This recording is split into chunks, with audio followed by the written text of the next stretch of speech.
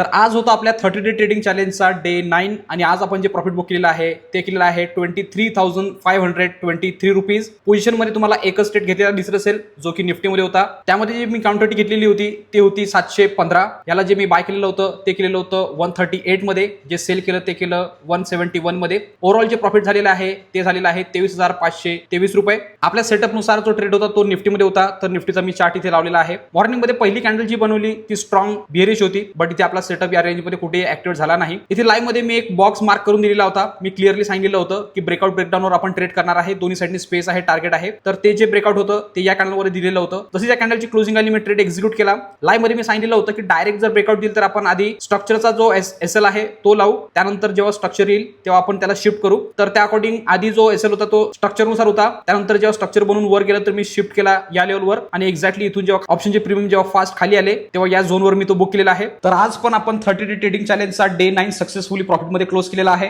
जर तुम्हाला पण आमच्यासोबत जुळायचं असेल, लाईव्ह वेबिनार जॉईन करायचं असेल तर कमेंटमध्ये वेबिनार असा कमेंट करा. मी तुम्हाला पर्सनली तुमच्या मेसेजवर एक लिंक पाठवतो. त्या ग्रुपला जॉईन करा. त्यानंतर पूर्ण डिटेल जी आहे त्या ग्रुपवरून घेऊ शकता आणि आमचा लाईव्ह वेबिनार जॉईन करू शकता. पुन्हा भेटू आपण उद्या 30 डे ट्रेडिंग चॅलेंजच्या डे 10 मध्ये.